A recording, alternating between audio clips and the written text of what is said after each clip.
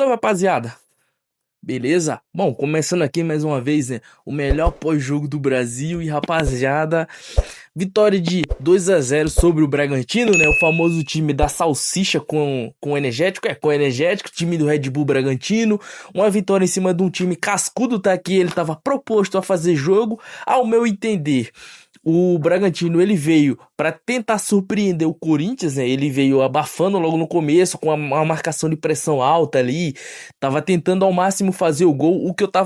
Eu acho que o que eu captei da partida que eu consegui analisar foi o seguinte: o Bragantino ele tava tentando de todas as formas abrir o placar e se retrancar, porque o time do Corinthians, acho que todo mundo que assiste os jogos do Corinthians, pelo menos, né, tem uma noção, né, que o Corinthians é aquele time que quando ele tem desvantagem no placar, ele tem uma dificuldade enorme em reverter.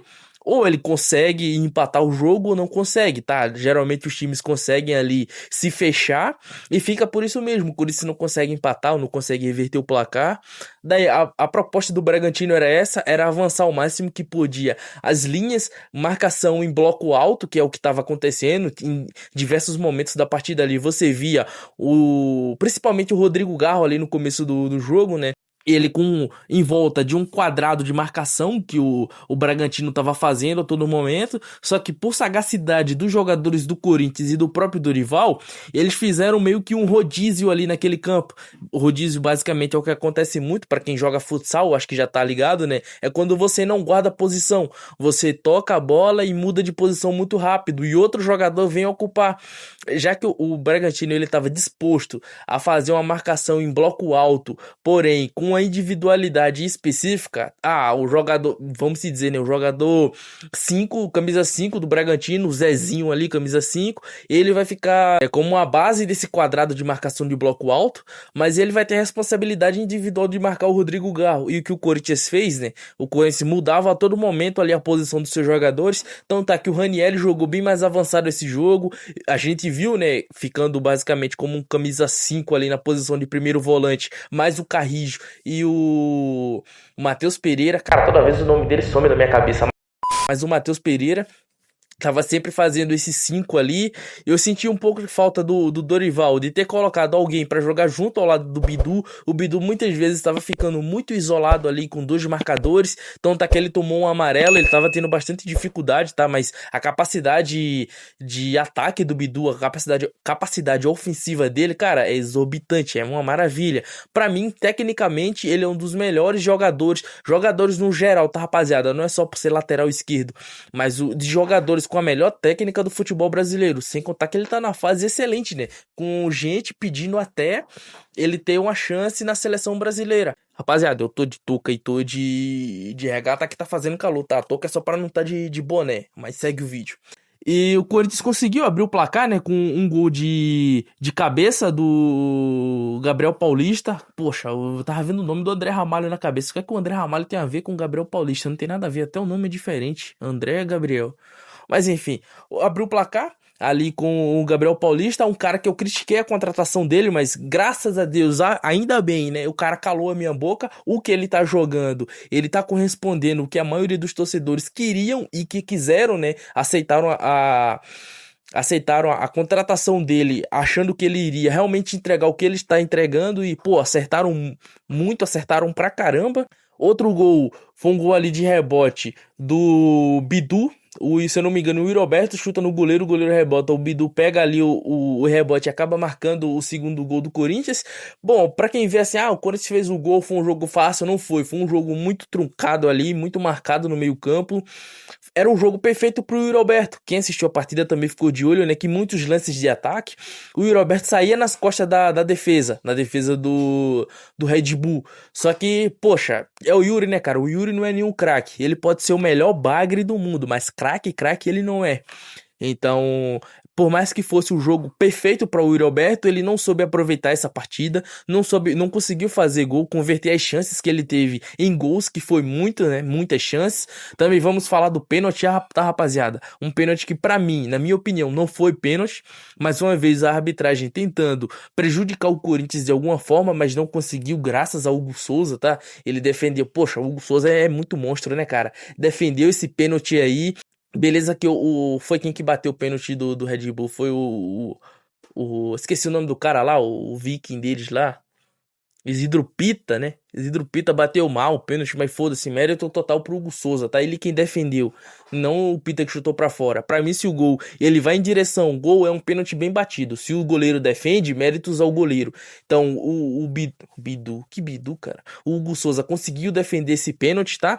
Então tá que era quando teve o pênalti pro Bragantino, o placar tava 1-0 pro Corinthians. E seria o pênalti do. O pênalti para empatar a partida. Talvez mudaria a partida, o Bragantino viria mais pro jogo, talvez, mas não foi o que aconteceu, tá? A arbitragem também muito fraca, cara, muito ruim esse árbitro. E é engraçado que ele deu um pênalti, tá? Esse pênalti que ele deu, o cara do Bragantino lá chutou a bola. Nitidamente dá pra você ver o Gustavo Henrique protegendo o rosto, tem o movimento do braço, mas é pra proteger o rosto e não pra impedir a trajetória da bola. É mais por proteção. Então tá que esse idiota não, porra, até o VAR, cara, o VAR não chamou o cara pra rever o lance. Ele não pediu pra rever o lance, a convicção dele foi tão boa, né, pra ele, né? Tava tão certo dessa convicção de pênalti pra ele que o cara não quis ir ver o VAR. Talvez se tivesse ido ver, né, o VAR tivesse chamado, ele não teria apitado, ele teria anulado esse pênalti. E teve um lance lá que o Yuri sofre uma falta na entrada da grande área, o cara ali nitidamente dá um carrinho no Yuri, e esse arrombado, ele não deu a falta. Falou que o lance foi na bola. Bom, enquanto a gente tiver diretores no Corinthians aí, presidente bunda mole, cara que não tem um culhão no saco, se bem que eu acho que nem saco deve ter aquele velho desgraçado raquítico lá, o tio Paulo do caralho lá, que enquanto eles se omitirem esse tipo de arbitragem, né? Esse tipo de coisa vai continuar acontecendo. O porquê aconteceu muito ano passado. O Corinthians foi o time que mais foi prejudicado com erros de arbitragem e ninguém se posicionou. Espero que o Marcelo Paes esse ano tenha chegado no Corinthians para mudar isso, né? Para tentar mudar isso. Ele tenha chegado para tentar mudar isso, que seja alguém de fato que vá falar.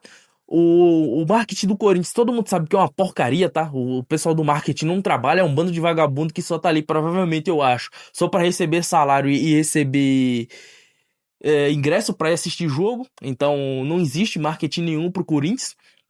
E não existe ninguém para reclamar, para soltar uma nota, nem nada. Então, enquanto tiver esse tipo de gente, esse tipo de coisa vai continuar acontecendo, tá? Gente que se opõe, se omite nos seus devidas funções, digamos assim, né? Nesse tipo de coisa que era para acontecer, alguém soltar uma nota. Enquanto eles continuarem se opondo a falar algo, a brigar por algo, vai acontecer, porque, se ninguém reclama, então tá tudo certo, né? Mas enfim, rapaziada, esse foi o pós-jogo de hoje, tá? Pra mim, o maior problema dessa partida foi a arbitragem, que foi péssima, péssima, muito ruim esse árbitro, esse juiz, tá? Pra mim, árbitro que dos últimos jogos aí do Corinthians que teve, que pode ser elogiado, é aquela Daiane que apitou o jogo de Corinthians e Capivariano, né? Capivariano ou Capivariense? O time da Capivara lá. Pronto, pra mim a única arbitragem que a gente pode chegar e elogiar foi até o momento dos jogos de Corinthians que teve esse ano, foi o dela, né? Que creio também que acho que foi o Rafael Claus foi que apitou Flamengo e Corinthians, mas na Supercopa do Brasil, enfim, não é o caso.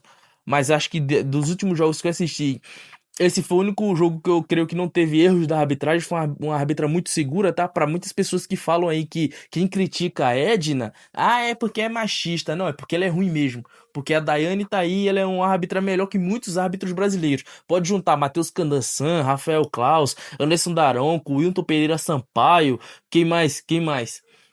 Não sei. Tipo, esse árbitro, acho que é Felipe o nome dele, nesse árbitro aí do jogo de ontem, pode juntar esse bando de bosta aí, mandar embora, pegar o salário deles e dar pra essa Daiane e colocar pra ela apitar os jogos, que vai ser bem melhor. O padrão de arbitragem tem que ser medido por quem é bom. E essa árbitra é boa, tá, rapaziada? Essa árbitra é boa. Provavelmente a CBF vai colocar pra ela parar de apitar os jogos do Corinthians só porque tá sendo elogiada, tá?